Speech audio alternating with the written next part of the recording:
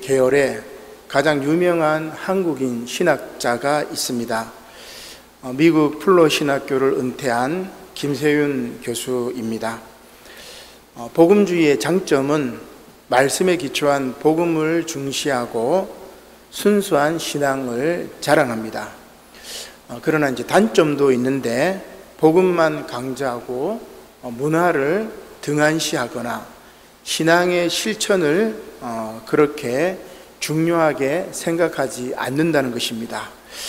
그러나 김세윤 교수는 이 둘을 이제 조화시키려고 하고 있죠. 따라서 복음주의가 강조하는 칭의, 믿음으로 말미암아 의롭게 된다는 칭의 의인론과 그리고 이 순수한 신앙의 성화의 측면, 즉 거룩하게 되는 것, 신앙의 실천을 이렇게 결합을 하게 됩니다. 그리고 여기도 보니까 이제 칭의와 성화라고 되어 있는데 이 두 가지가 나누어져서는 안 된다는 그러한 의미죠. 이것은 복음주의가 하나님 사랑만 강조하고 인간 사랑을 인본주의로 경계하는 것에 대한 비판이라고 할 수가 있습니다. 따라서 그나마 깨어있는 복음주의자로 김세윤 교수는 하나님 사랑과 인간 사랑을 결합합니다. 이것은 다른 말로 복음과 문화의 결합, 의인과 성화의 결합, 칭의와 성화의 결합이라고 할 수가 있습니다. 김세윤 교수가 이제 이런 이야기를 하는데 복음을 받아서 우리가 의인이 되는 일은 세례 때 선포됩니다. 당신은 의인이고 거룩한 자입니다. 이것이 칭의와 성화를 말하는 거죠. 하나님께 바쳐진 존재입니다. 이렇게 세례를 받을 때 우리는 선포를 받게 되는 것입니다. 그러나 거기서 끝이 아닙니다. 세례만이 끝이 아니고 하나님의 통치를 받는 사람들은 하나님과의 관계성이 중요합니다. 그런 이야기를 합니다. 하나님과의 관계 속에 구원이 있습니다. 최종적으로 종말의 때에 심판으로 완성될 때까지 하나님의 통치를 받는 관계에 있어야 합니다.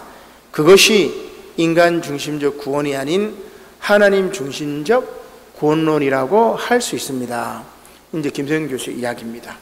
인간 중심적 구원과 하나님 중심적 구원을 이렇게 비교를 하는 거죠. 이것은 인간 중심적 구원론이 하나님 중심적 구원론에 인간 중심을 설정한 오류라고 그렇게 말하고 있는 것입니다.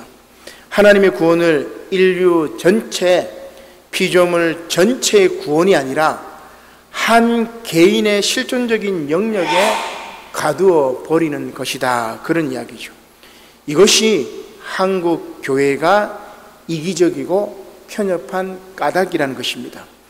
우물한 개구리가 되어버린 이유라는 것입니다. 특히 나와 다른 타자에 대하여 혐오하고 증오했던 바탕이 바로 이러한 인간 중심적 구원론이라는 것입니다. 그래서 김세윤 교수가 일부 몰지각한 복음주의자가 하나님의 은혜로 구원을 받으면 거기서 끝이다 이렇게 생각해버리는데, 그래서 윤리와 도덕마저 관가하던 일부 잘못된 믿음에 맞서서 하나님과의 관계성을 생각하는 하나님 중심 구원론의 의미를 지속해서 강조하고 있는 것입니다. 하나님과의 관계성을 생각하는 하나님 중심의 구원론, 이것이 굉장히 중요한 하두라고 할 수가 있습니다. 자, 그러나 오늘 한국 교회는 루터의 칭의론에 대한 오해, 칼뱅의 예정론에 대한 몰지각한 그러한 이해 때문에 잘못된 복음주의가 여실히 드러난 이 상황 속에서 김세윤 교수의 말은 굉장히 새겨들을 만한 그런 이야기들이 많이 있습니다. 그래서 김세윤 교수가 또 이런 이야기를 하는데 굉장히 이제 저도 이렇게 복음주의자가 이런 이야기를 하는구나 라는 생각이 들었습니다. 이런 이야기를 합니다.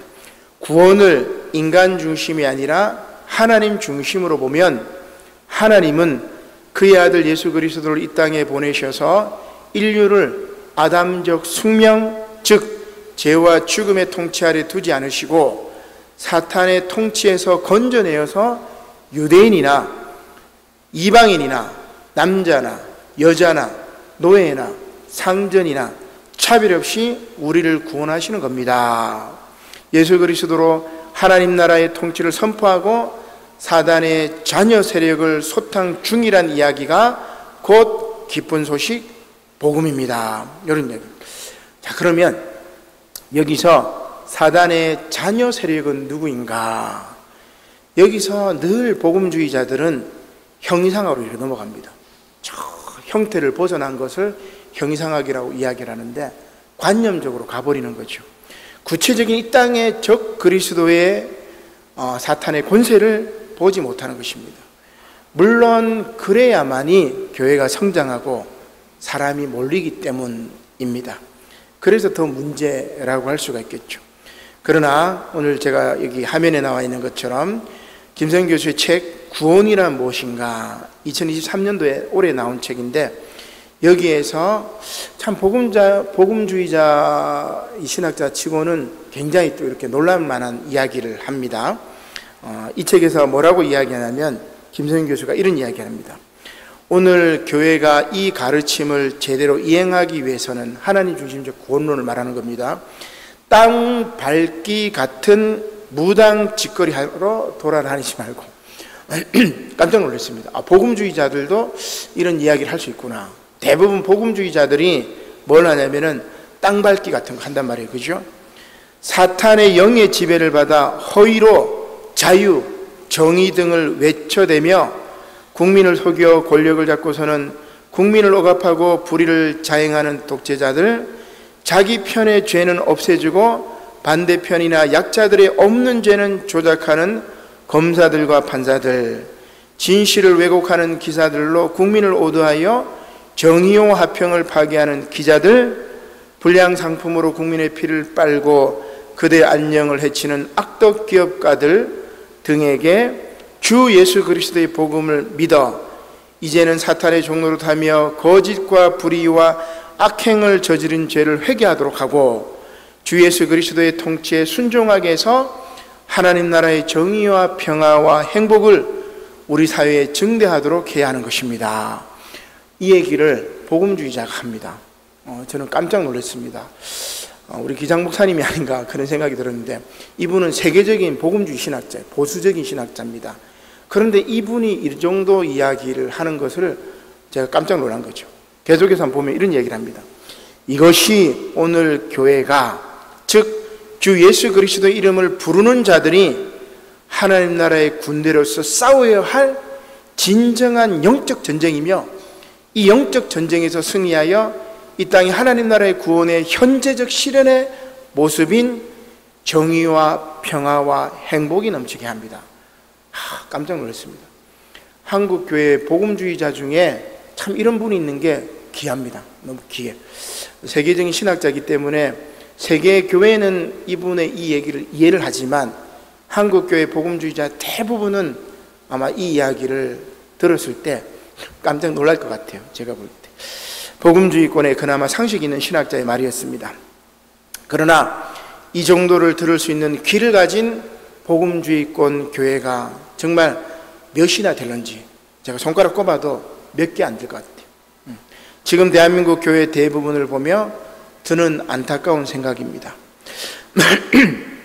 오늘 세번문 말씀은 이렇게 올바른 구원론과 성화론에 관한 말씀, 곧 참된 신앙의 의미와 그 실천에 관한 말씀입니다.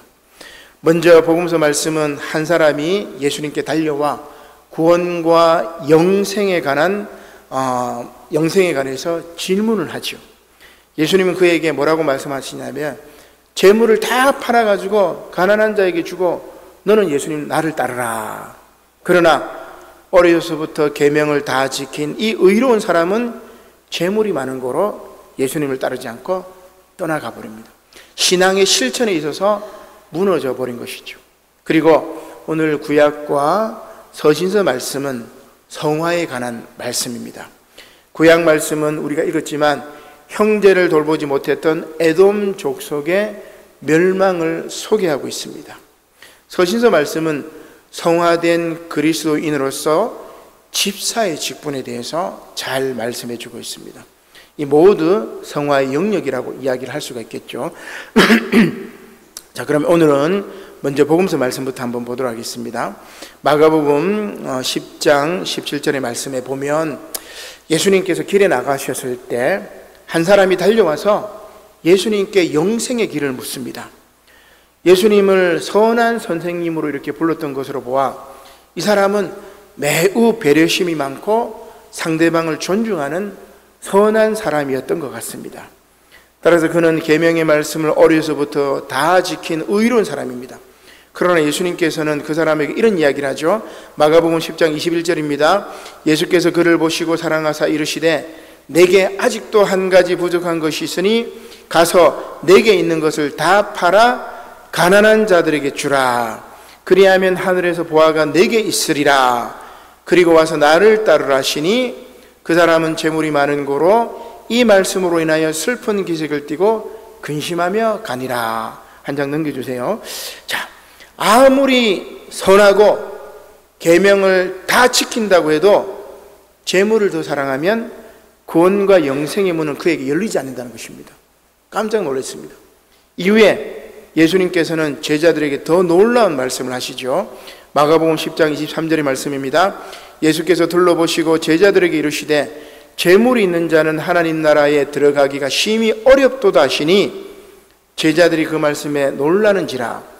예수께서 다시 대답하여 이르시되 얘들아, 하나님의 나라에 들어가기가 얼마나 어려운지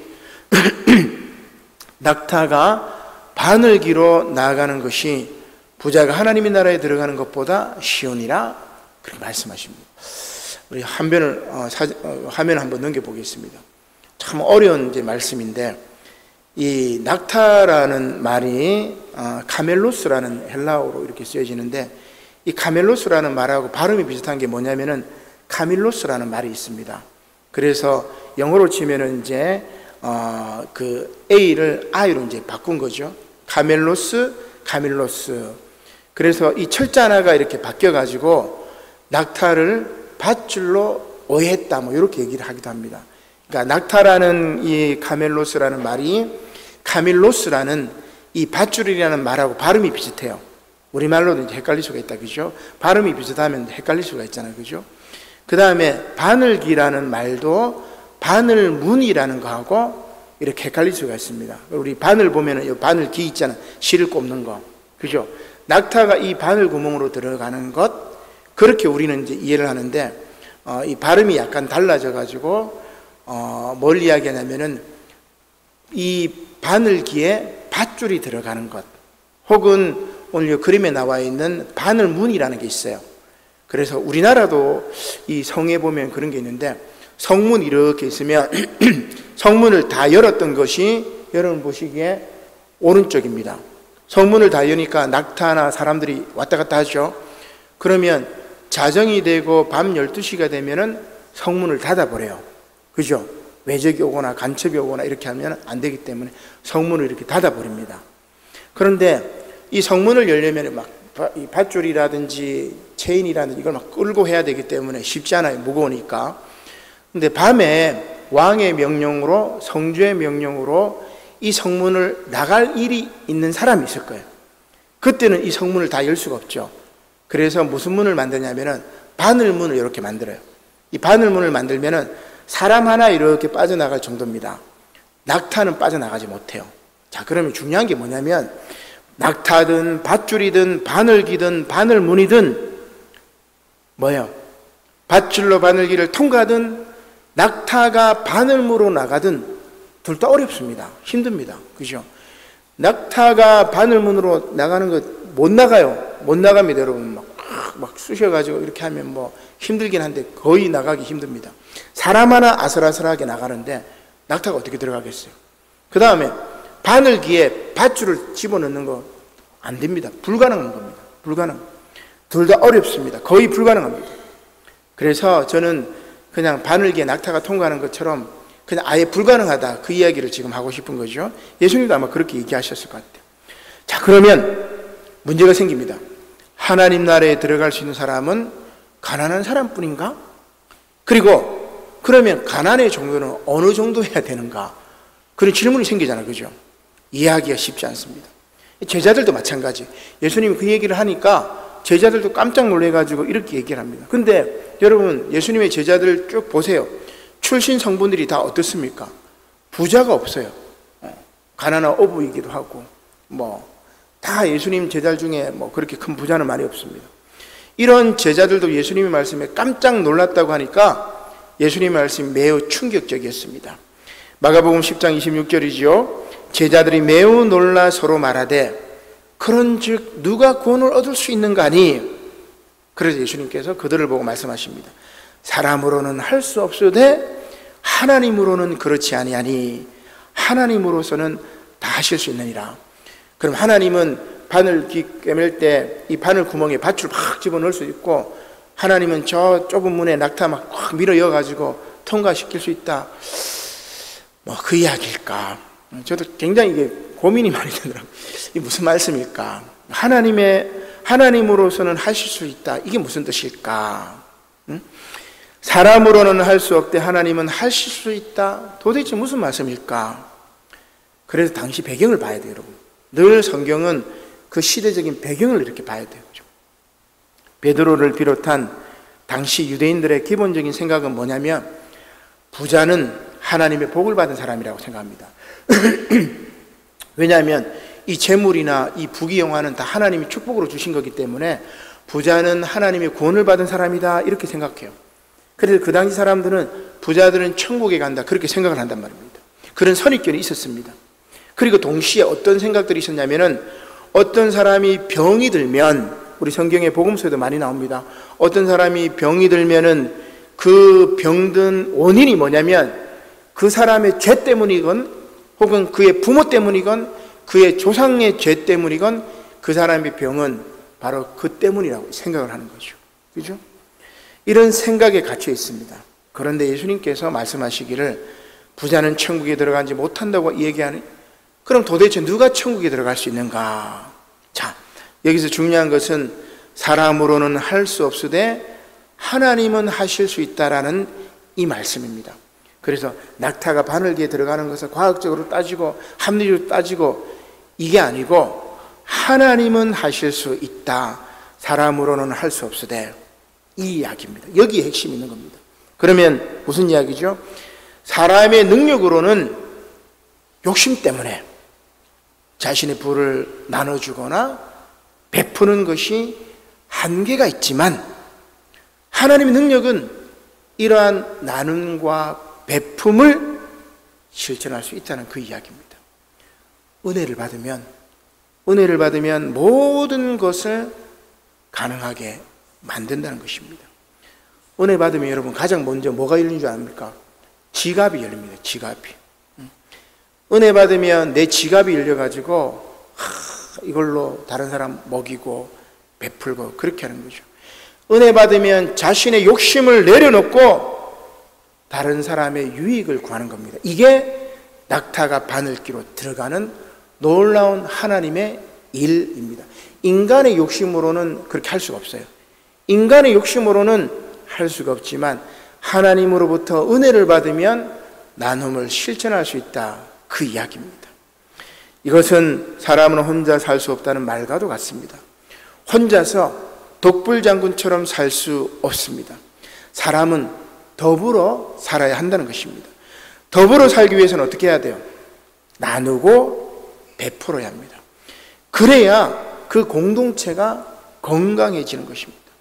결국 하나님은 그 부자에게, 그 청년에게 이러한 나눔과 베품을 요구했는데, 그러나 이 부자 청년은 그 진리를 깨닫지 못해서 실천하지 못하고 그냥 예수님을 바라만 보고 그냥 떠나가 버린 것입니다. 이것이 제가 오늘 말씀드렸던 것처럼 내가 무엇을 하여야 영생을 얻으리까? 바로 실천에 있습니다.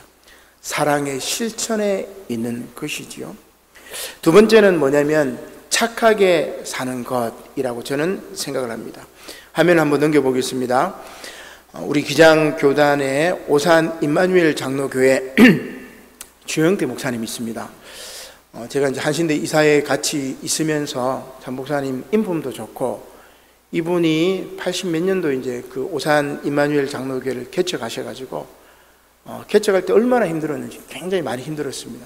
지금은 이제 1000명 이상 되는 이제 교회로 성장시킨 분인데, 이분이 해마다 이제 뭐 하냐면 9년째, 10년째 될 거예요, 아마. 그래서 우리 전국에 이제 기장교회 중에 개척하시는 분들, 그 다음에 미자립교회 목사님, 사모님을 이렇게 다 초청해요. 그래서 식사를 대접하고, 그 다음에 목사님 도서비 해가지고 이렇게 좀 챙겨드리고, 그렇게 하루를 예배드리고 세미나를 하고 이렇게 섬깁니다. 깜짝 놀랐어요. 그리고 이분 참 겸손해 하시고, 연세도 지금 이제 은퇴를 조금 얼마 남겨두지 않으신 분인데, 굉장히 이렇게 대화를 해보면은 참 이렇게 온유하고 온화하고 또 자기 말씀대로 이렇게 실천하는 분이에요.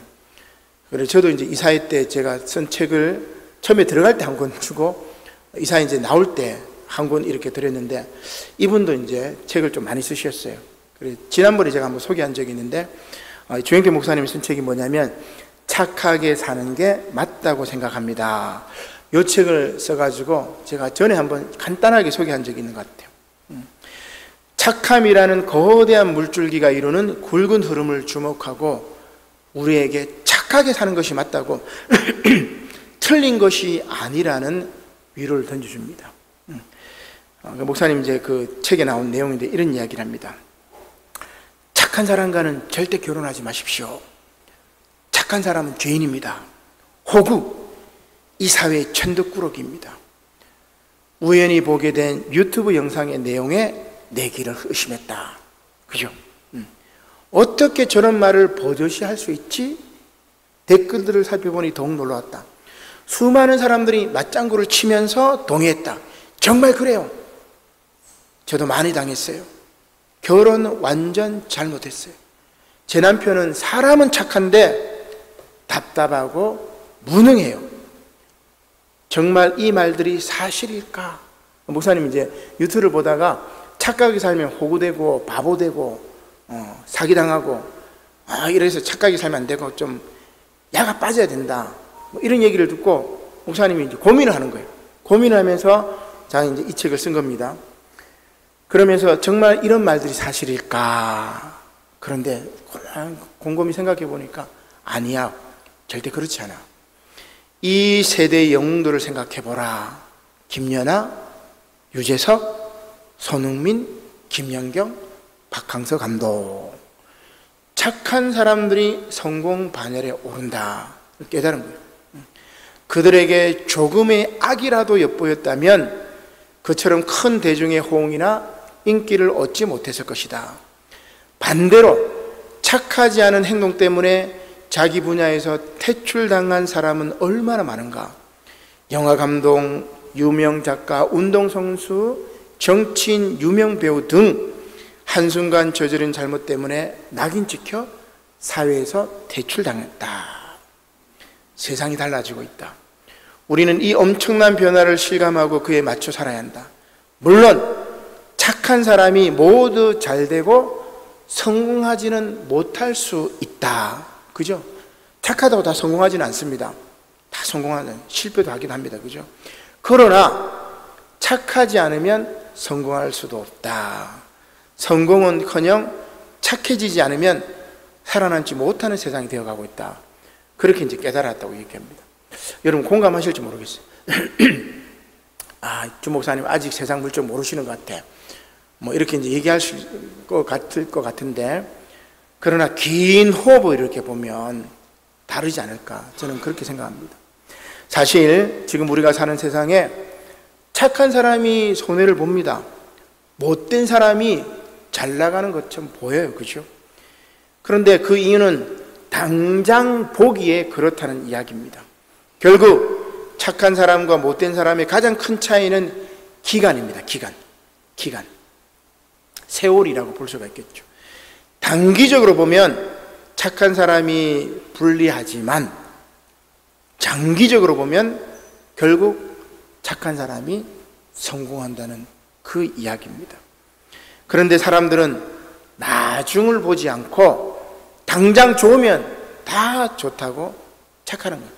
당장 내 이익을 위해서 내 호주머니 지갑 안 열고 내 것 좀 더 챙기면 잘 되고 좋아 보이죠. 당장 그래요. 일주일 가고 한 달 가고 1년을 갈 거야 아마. 그러나 10년, 20년, 50년이 지나면 그 사람의 평판이 완전히 달라져 버립니다. 그죠? 그래서 단기간의 이익 때문에 눈물지 말고 장기간의 긴 호흡을 가지면 달라진다. 그 이야기를 이 목사님이 자기 경험으로 또 자기가 보았던 여러 사람들의 예를 가지고 이야기를 하는 겁니다. 착하지만 바로 그 착한 것 때문에 고민하는 사람들, 착해서 손해만 보고 있다고 생각하는 사람들, 착한데도 일이 잘 풀리지 않아 힘들어하는 사람들, 착한 것을 약점으로 생각하는 사람들, 심지어는 착하기 때문에 인생을 비관하는 사람들에게 이 책은 우리가 진정 어떻게 살아야 하는지를 잘 보여줍니다. 저도 이 책 때문에 굉장히 많이 위로를 받고 희망을 얻고 그랬어요. 야, 나도 저 사람처럼 막 정치적으로 움직이고 얍삽하게 움직이고 계산하고 그렇게 살아야 될까? 또 그렇게 사니까 또 잘 나가요. 잘 돼. 또 막 부흥해요. 교회도. 야, 저렇게 해야 될까? 그러나 그 단기간에 이 마귀의 유혹에 넘어가지 말고 장기간에 이렇게 보면 그냥 그저 착하게 사는 것이 옳겠구나, 그런 생각이 들었습니다. 저는 이 책을 읽고 착하게 산 것이 비록 손해를 본 듯 했지만 궁극적으로는 손해가 아니라는 생각을 하게 되었습니다. 자, 우리 한번 외쳐보겠습니다. 우리 모두 착하게 삽시다. 시작. 우리 모두 착하게 삽시다. 별로 뭐 착할 필요 없는, 착하게 살 마음이 없는 것 같아요. 그죠? 착하게 살아야 됩니다, 여러분. 정말 착하게 살아야 됩니다. 그러나 오늘 구약 말씀은 이렇게 착하게 살지 않는 한 민족의 멸망을 보여줍니다. 오늘 우리가 읽었던 오바댜 1장 10절의 말씀이죠. 내가 내 형제 야곱에게 행한 포악으로 말미암아 부끄러움을 당하고 영원히 멸절되리라. 잘 아시겠지만 야곱의 쌍둥이 형 에서의 후손이 누구냐면 오늘 본문 말씀에 나오는 에돔 족속입니다.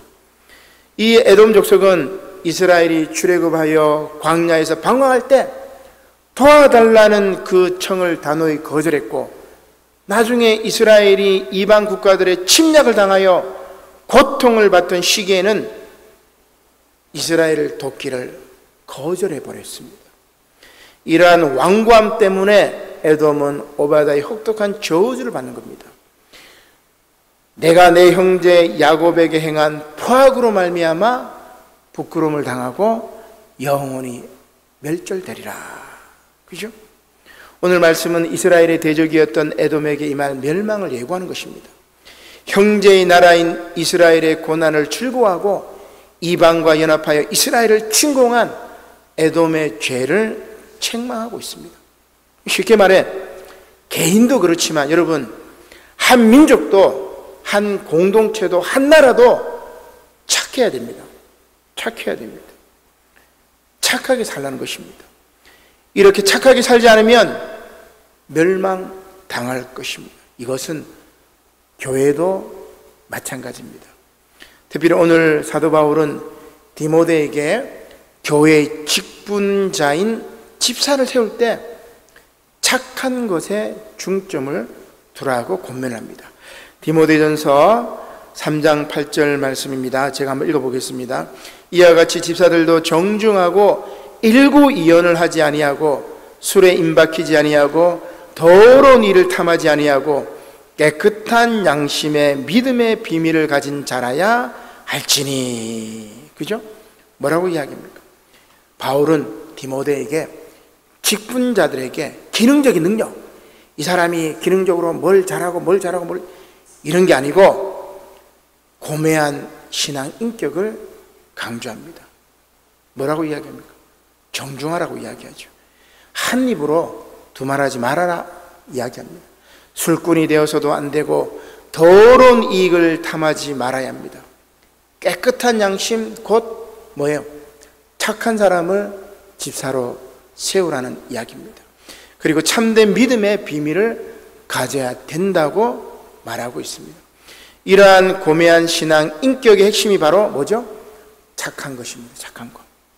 이것은 남자와 여자 모두에게 해당이 되는 그런 말씀입니다.